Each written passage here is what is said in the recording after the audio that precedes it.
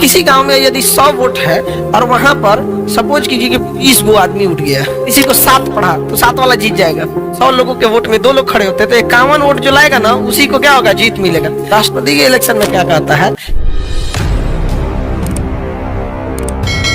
बाकी इलेक्शन में क्या होता है, जैसे मान के चलिए कहीं पे 100 उम्मीदवार खड़े, 100 वोट है किसी गांव में, कितना वोट है, 100 वोट है।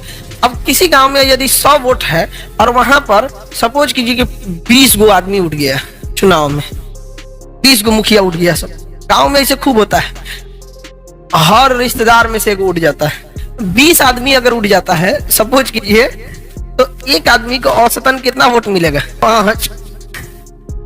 अब बताइए एक आदमी को कितना वोट पड़ा, 5। मान के चलिए कि किसी को 3 पड़ा, किसी को 5 पड़ा और किसी को 7 पड़ा, तो 7 वाला जीत जाएगा, 7 वाला जीत जाए।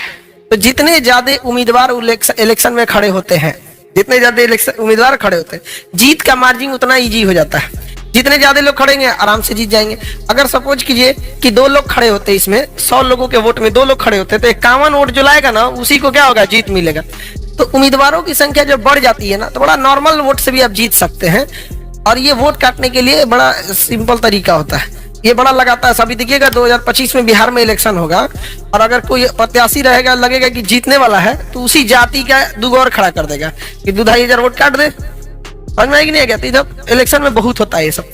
तो राष्ट्रपति में क्या है कि ऐसा सिस्टम नहीं है। कहा गया है कि जैसे यहाँ पे देखिए अगर 100 वोट है, 20 लोग खड़े हैं, तो औसतन एक को कितना वोट मिला, और अगर किसी को 7 वोट पा गया, जीत जाएगा कि नहीं जीत जाएगा। राष्ट्रपति के इलेक्शन में क्या कहता है कि देखिए अगर 100 वोट है और मान के चलिए 5 उम्मीदवार है, कितने हैं, 5 उम्मीदवार, 100 टोटल वोट कितना है, 100 टोटल उम्मीदवार कितने हैं, 5।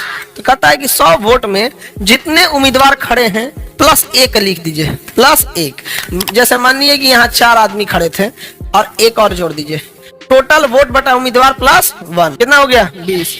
अब फिर लास्ट में 1 और जोड़ दीजिएगा, टोटल वोट बटा उम्मीदवार +1, टोटल वोट बटा उम्मीदवार +1, टोटल कितना आंसर आ रहा है, 21। कितना आ रहा है, अब 21 से कम वोट नहीं आना चाहिए उसका।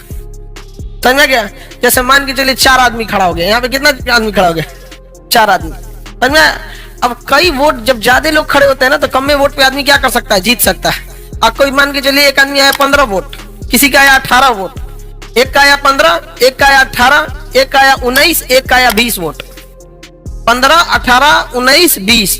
नॉर्मल इलेक्शन रहता तो 20 वाला जीत जाता, नॉर्मल इलेक्शन रहता तो 20 वाला जीत जाता, क्योंकि नॉर्मल इलेक्शन का रूल है जो सब में सबसे ज्यादा पाया है वो क्या हो जाएगा, जीत जाएगा। समझ में कि नहीं आ गया। यहाँ नहीं जीत पाएगा, दोबारा इलेक्शन होगा, क्योंकि आपका उम्मीदवारों के बीच में सबसे ज्यादा तो रहना जरूरी है, लेकिन कट ऑफ भी पार करना जरूरी है।